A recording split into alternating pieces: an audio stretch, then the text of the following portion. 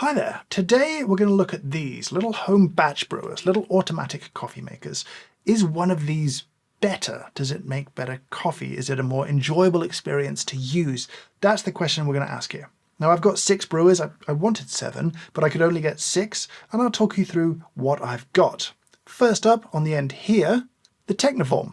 Classic brewer, had to be included. Great design, beautiful brewer, but how does it brew in comparison to the others? This costs £230 in the UK. Now, often I'll review Wilfa products that make people very cross in the US because they can't buy them. You know, the other way with this one, this is the OXO 9-cup brewer. It's $210 and they only build it for North America. You cannot buy this outside of North America, but I really wanted to test this, having heard a lot about it. Next up is the Sage or Breville Precision Brewer. It's the same thing. In the UK, it's £250. I've reviewed this in full on the channel in the past.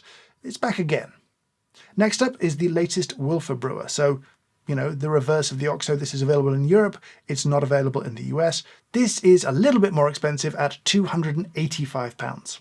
Now, the cheapest brewer here is the Behmor. It's the Brazen Plus 3, and that was £150 in the UK. And last up on the end here, by far the most expensive, is the Ratio 6. Now, in the UK, that is £375. Nearly £100 more expensive than anything else here. This is also the European version that has the conical basket, not the flat basket inside it. That just seems worth bringing up right at the start. What I'll do now is I'll clear some space for myself and I'll tell you how testing today is going to work. So I'm going to break down the testing into different sections and cover different bits. And I've done a lot of testing before the video. There'll be a little bit during the video too. So first thing is we did some temperature and extraction testing. So this was pretty simple. We put 2 temperature probes into the machine, one right into the shower heads of each of the machines to detect the temperature of the water coming out. And then out of interest, I left a probe in the coffee bed. That's actually less useful than I thought it was going to be for a few different reasons. We're really going to talk about the exit temperature of the water when it comes to each machine. And then we did a very simple extraction test. If we give each machine the same amount of water and the same weight of coffee at the same grind setting, and then just have them brew, well, how does their own way of brewing impact extraction? Do some extract notably more than others? And also we tracked their brew times, how long was water in contact for, and there were some pretty big differences. So I'll talk you through those machine by machine in just a second. After that, a few simple tests. The tank accuracy test, trust me, it's a thing. The Carafe Test, because they all have carafes and I have opinions about carafes. And then we'll do a blind taste test, just for kind of interest as much as anything else. And then we'll wrap up with a kind of overview of the UX, UI, features, what you get for your money, what works, what doesn't work, what makes me cross, what delights me. And at the end of all this, hopefully we know which one is maybe not necessarily the best, but the best one for you, the one that meets your needs, be it budget, be it features, be it coffee quality. So first up, let's talk about the Technivorm. Now the Technivorm is one of 3 brewers that use very similar technology. It's the sort of heat loop displacement system inside this. Cold water goes in, is heated up, and as the water is heated and steam is formed, it's pushed out and up and over the coffee. This sort of system is used in very cheap brewers, but can be done well or done badly. And in this case, it's done pretty well, though what was interesting to me in watching this was how long it took to get up to the final temperature. So it's a fairly slow creep up to temperature. If you look at the chart, you can sort of see the pulses happening, and you'll see it took about 30 seconds from starting to brew to getting up to those kind of higher temperatures of the upper 90s in terms of degrees Celsius. And there it sits quite comfortably. When it's brewing, water's coming out of the little spout here at about 97, 98 degrees Celsius, which I think is a good thing. Now this kind of tech is very simple, robust. This brewer itself has been around for a long time. It's been refined a little bit, but it is just kind of go. That's it. You've got no control here. You just brew. Now we did measure extraction. I don't want to get into numbers, extraction being what percentage of the ground coffee that we put in the basket ended up in the cup below. And in theory, the higher the extraction for a fixed grind size and a fixed kind of recipe, then the more even or effectively the brewer is extracting coffee. This did a very good job. This extracted pretty high compared to most of the other brewers. It certainly wasn't on the lower end of things. So from an extraction perspective, it did very well. And it did it in a fairly rapid time. It's a 3.5-minute brew time. It seems to me that the water comes out with enough force to create a little agitation, which really helps bump its extraction up. So the way the OXO brewed was really interesting. Again, similar technology, the kind of displacement going on with around the heating element. But it brewed very differently to, say, the Technivorm. If you look at the temperature chart, you can see that it has periods of brewing. It has a kind of bloom phase, and then it stops, then it has a kind of brew phase, then it stops, and then it kind of brews again. Temperature-wise, yeah, very consistent, very stable. There's a bit of creep overall toward the end where everything gets just a little bit hotter. What's notable really is how slow this brew is. The Technivorm, I think, was 3.5 minutes. This was 5.5 minutes to deliver the same amount of water, so a much longer contact time, and as a result, an increased extraction. This was the second highest extractor overall, so it was pulling a bit more out of the coffee than most of the other brewers. Solid temperature, interesting approach to brewing. Pretty impressed, especially for the money. Now, the Sage or Breville brewer is different to some of the others. It's a pumped brewer, so it's not using the same sort of heating technology as other ones here that we've talked about. And it runs a pretty continuous flow after a bloom phase, and I brewed this in its kind of gold cup sort of brew setup, which is this sort of default, I guess, if you use the machine. Temperature-wise, pretty stable in the mid to upper 90s the whole time. You can dial this machine in to do very precise temperature control.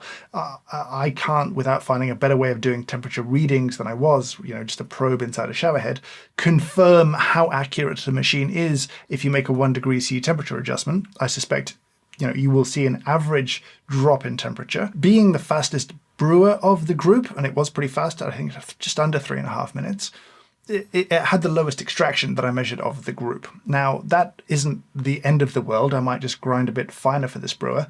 I have used this a lot in the past. I've never really had problems with it and extraction when I've measured it, so I'm not hugely concerned by it being lower, but it's just interesting that a faster brew time, relatively low agitation, resulted in what might be expected, which is a lower extraction overall. So the Wilfa is a little bit like the Sage in that it's a pumped machine, though it works a little differently from a temperature perspective than the other ones too. What's notable if you look at the temperature chart for this machine is that it starts a little bit hotter and then runs a little bit cooler the rest of the cycle.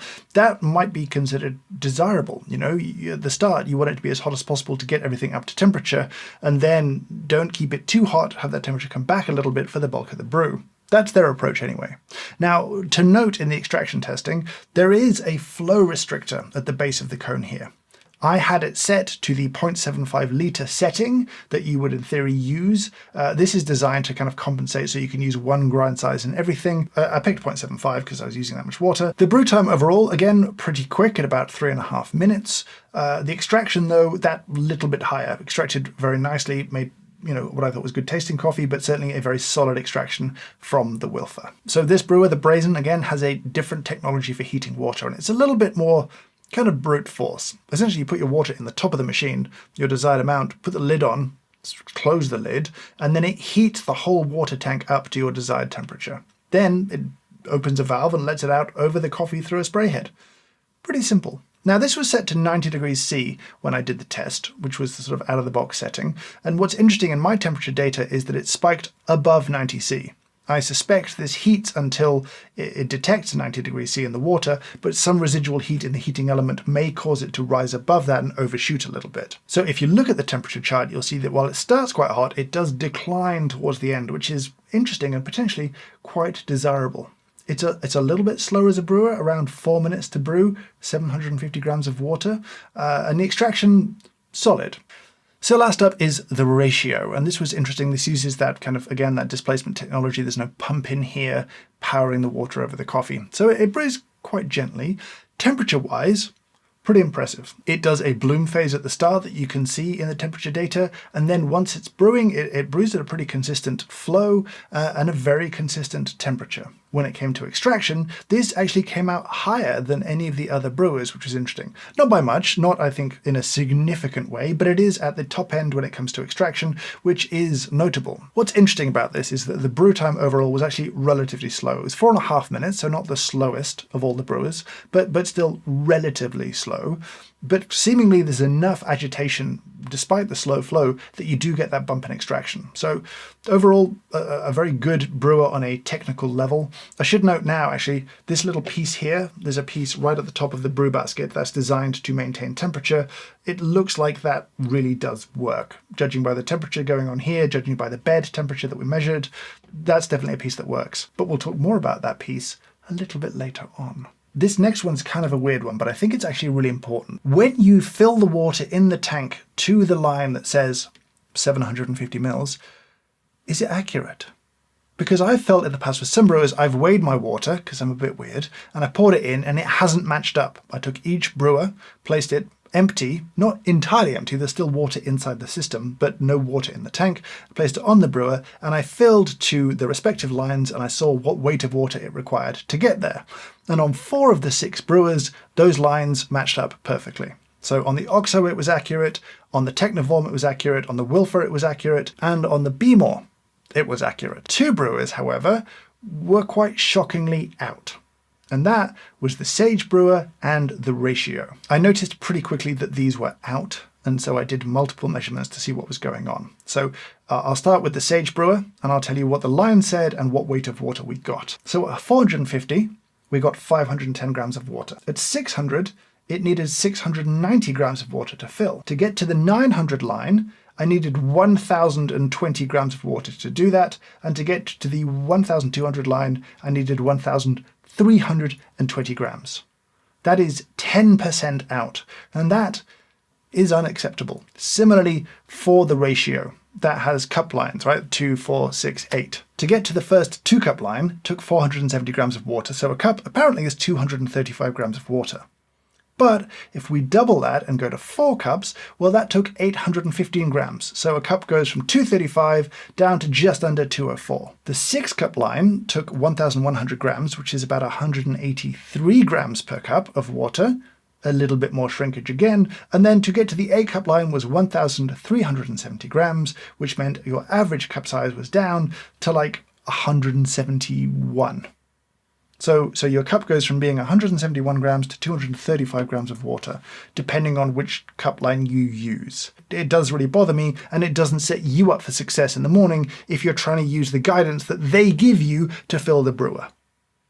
Now, let's talk about carafes. So here's how the carafe test is going to work. I'm going to pour a cup of coffee, and then I'm going to pour everything out of the carafe that I can and put it back on the scale, which has been set up for the weight of an empty carafe and zeroed out. So whatever it shows is how much has been trapped in the carafe that is unpourable. It just bothers me in carafe design. First up is the Technivorm. A bit messy, if I'm honest. I've never had a great time with the Technivorm's carafe design. It's always been a bit of a messy pourer, a bit of coffee on the spout here. Let's see what it retains.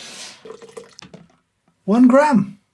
Very good. Low retention, but not great for pouring. I'd score it probably a 4 out of 10 on its quality of pour. The OXO.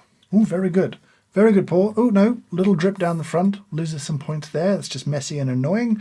The little top of this carafe is actually a little bit difficult to hold. It doesn't really have any grip points. Anyway, let's just empty it out and see what we've got. 15 grams.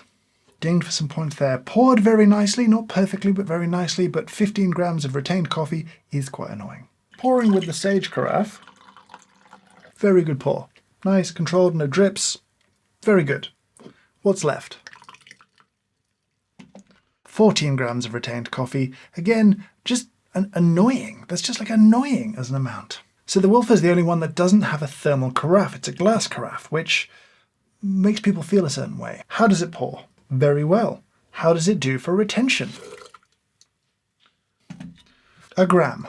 A gram of coffee residue inside there, which I think is pretty acceptable. So that's I guess the upside of a glass carafe. They're just easier to get all the liquid out of. The Behmor, a bit spattery. I've got a bit of liquid kind of spattering around the place. It's a bit messy. That's not a great pour experience.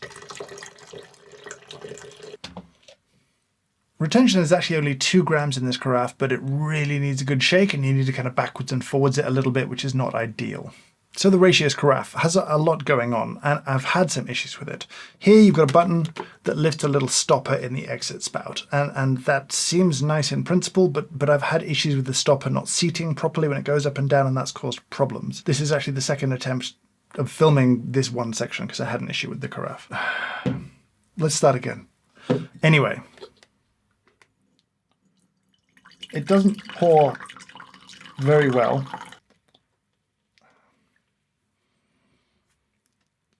I feel, I'm not trying to play this up for dramatic effect. This carafe makes me feel quite stupid. Like, I feel like I let the stopper go, it should seat back down, it should seal the unit, I should be able to tip it up.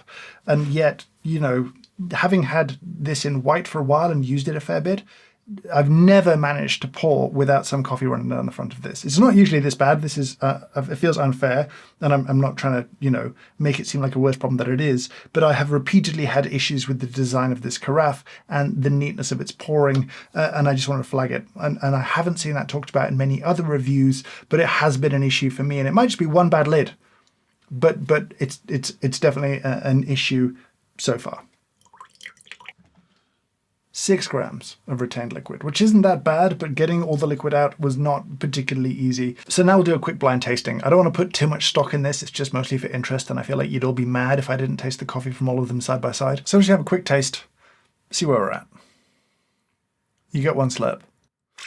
So the most important thing right off the bat, if you own one of these brewers, then don't worry about upgrading, right? Because they all brew coffee slightly differently, but none of them is brewing coffee in a way that is a noticeable leap forward in quality, right? Like you're not getting a massive improvement by picking one of these brewers. And again, this is the same coffee, same grind setting, all of that kind of stuff. They're all set to the same temperature if they have temperature control. 97 was where I was sort of going, because the ones that don't have that temperature control are brewing around there. There are other aspects of these brewers, the usability, that we need to talk about a lot more. But from a brewing perspective, it's pretty similar. There's differences. This bowl feels probably the least extracted to me, or amongst the lightest. This one here, very textural, right? Like it's very full-bodied, very kind of rich and round, very sweet. Probably my favorite bowl, this one here. This is nice, like a little less texture, but still sweet, and actually very similar to this bowl. And then I say these two feel a little bit lighter on the end there, but there's not much in it, right? Like this is really not, it's blind, but it's not like a truly useful, insightful tasting, I don't think. But let's see what the results are. That is indeed the Sage. So I think I talked about before, it for a given grind setting does extract a little bit less. That seems to hold true here. I'd be interested if this then correlates to the ratio. It does. It is the ratio. Okay. Really consistently a very good performer when it comes to coffee brewing. These two I liked, which were the Behmor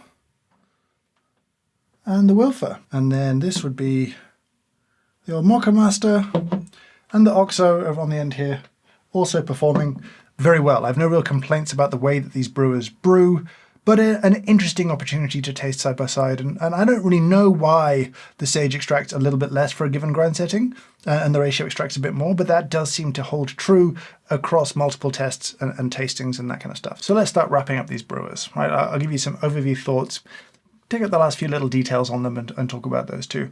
The Mocha Master, the Technivorm Mocha Master. Really, there's not a lot to say about it, in a kind of good way. This thing has no extra features. It has an on button, and that's kind of it. Yeah, there's a stopper under here, so if you pull the carafe out, it doesn't drip.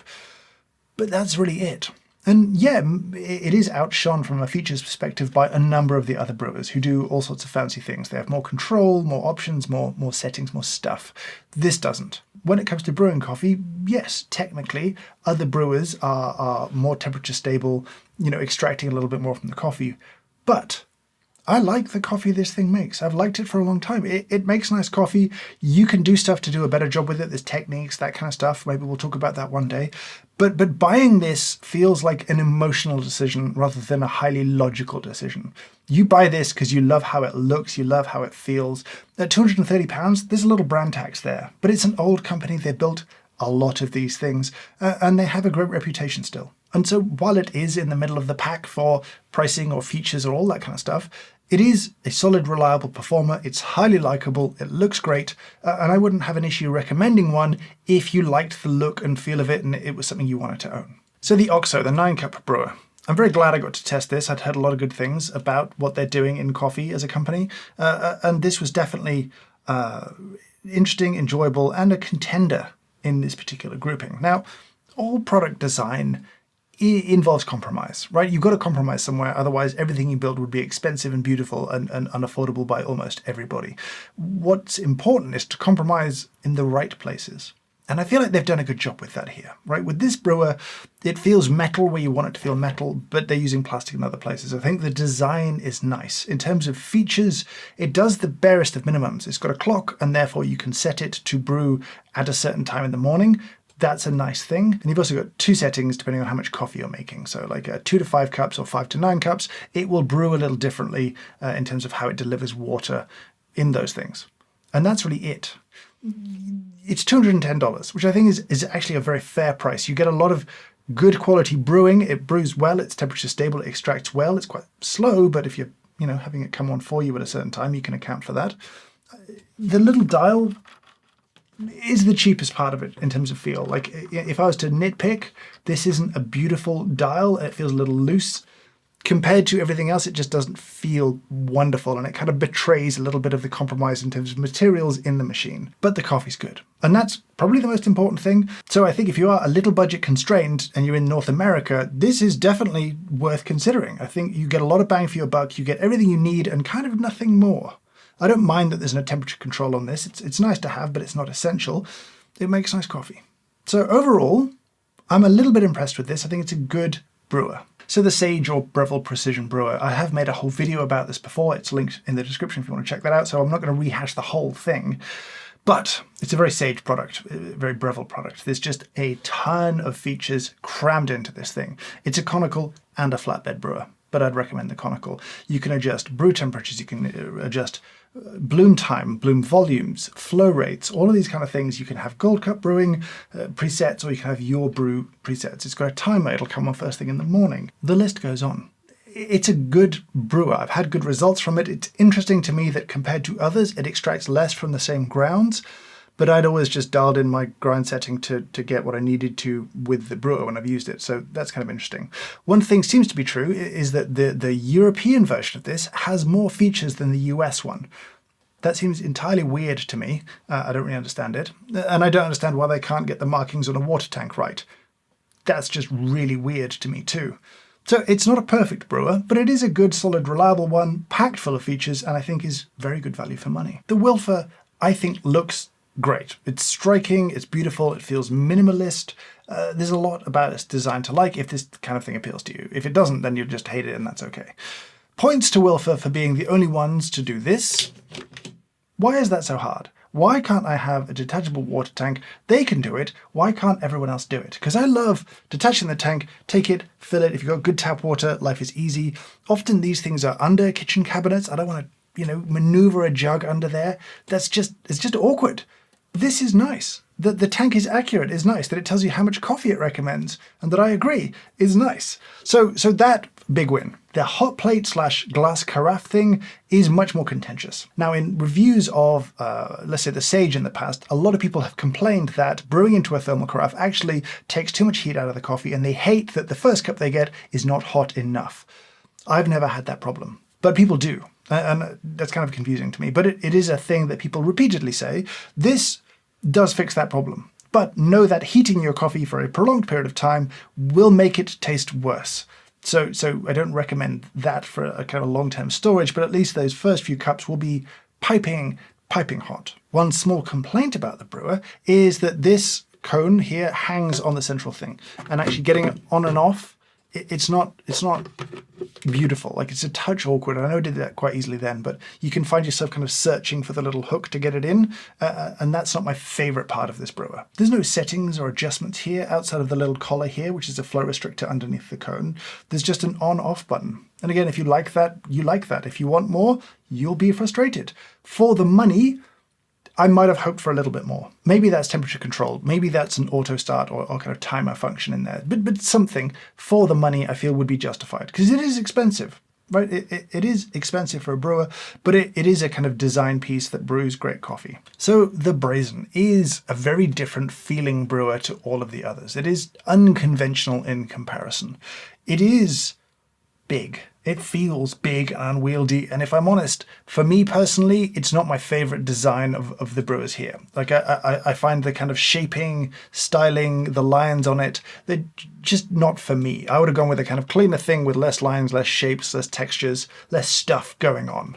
It does feel top heavy, and it feels kind of weird to have a kettle on legs above your coffee and you boil that up. It just feels weird to me to have it this way around. But it is a kind of brute force solution and elegant in its own way of having temperature control relatively easily. It's got the extra features you might want. You can control things like bloom time and those kind of stuff and kind of pre-brewing. You have an altitude compensation to help you make sure you can actually boil the water or get the water to the temperature you need wherever you are in the world. It's got a clock and auto starts and those kind of things. The mesh metal basket is a nice one as they go. I'd probably want to put paper in there long term, but that's just me and my preferences. And it's £150, which is the cheapest of all of them. But it does feel it. The buttons don't feel particularly premium. The materials don't feel particularly premium. But that's the decision. That's the compromise here. I think for many people, it would be the aesthetics that are the hurdle to clear. Like, do you like this enough in terms of how it looks, how it fits into your kitchen? But I do like the coffee that it makes. I think it does a good job. Plenty of features for your money. So overall, I don't really have any big issues with this brewer at all. So the ratio. As you might expect, have pretty mixed feelings about this in a pretty strong way. It looks great, right? Like, it feels premium. It's expensive, but it's all metal. The shape is lovely. The design is nice. You don't have to have it in kind of matte white. There's a matte black. There's like kind of shiny silver one too. I think it is a very good looking brewer. Very feature light, right? You have a button, you have a go button, and that's kind of it. It'll bloom for you, whether you're brewing 20 grams or whether you're brewing 80 grams, it's going to bloom the same way regardless. And that to me feels like a bit of a missed opportunity, though I don't know how I don't have a solution for the UI of setting those things. Anyway, the experience of using it is kind of frustrating to me. It's just got a lot of bits. And not all of them are in at any one time, right? Like, so to brew, you have this stack of 3 things, and getting in and out, it is awkward, right? Like, you've got your open carafe, your brew basket, and then your sort of heat shield at the top here. And this really keeps the heat in. That seems to be potentially the secret sauce of this brewer, but maybe not. But it definitely brews well, but manipulating it in is awkward. That doesn't feel good. And then straight after brewing, when I pull it out, the rubber flicks back at me and often flicks a little bit of what is ultimately cold water at me, but I just don't like that part of the experience. And then having taken this off, you then need to sort of rebuild it. So this comes off and goes on the little base thing here, and then I'm going to put my lid on here, and then, you've got this carafe that I think is not great as a carafe. I think this lid is a real problem. In addition to what I've said, the lid, when you wash it, can get water stuck inside. And that's just gross. Like, 2 days later, you move the lid around and water of an unknown age comes out. No, that's not okay. So there's so much right here. This makes really great coffee. It looks really good.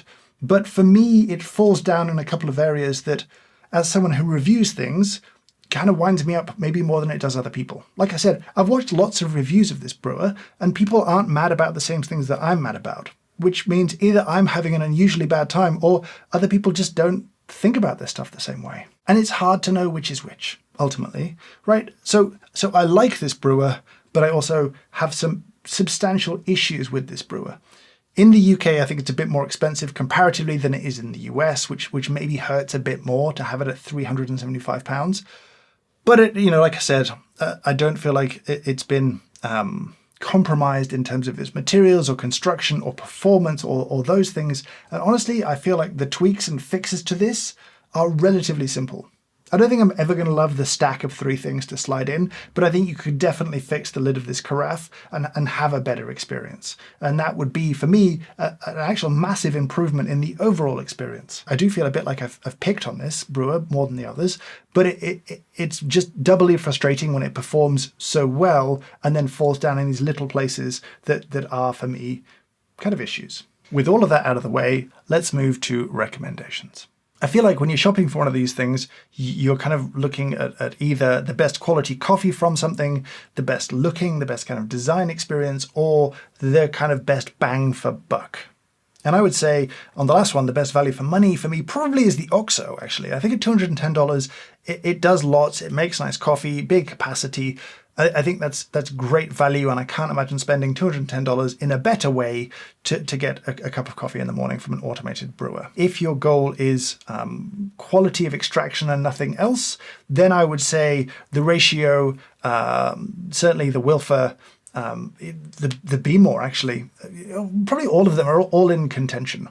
As the kind of the most feature-rich, I think the Sage. If you want everything in there in the kitchen sink, the Sage/Breville brewer is it. And if it is really just about design, well, that's in the eye of the beholder. Right, it's between the Ratio, the Wilfa, and the Mocha Master, I think are the three strongest pieces of visual design, of product design, from just an aesthetic perspective. But of course, I don't get to keep these. All of these brewers are going to be given away to my Patreon supporters. They give me the budget every month to go and buy these things, just buy them outright like a normal person, and review them and give you my honest feedback and my honest impressions. I'm very grateful to them for letting this channel do what it does.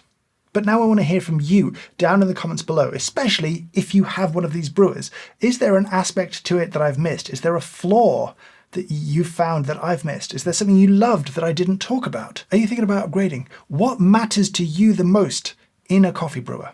Let me know down in the comments below. But for now, I'll say thank you so much for watching, and I hope you have a great day.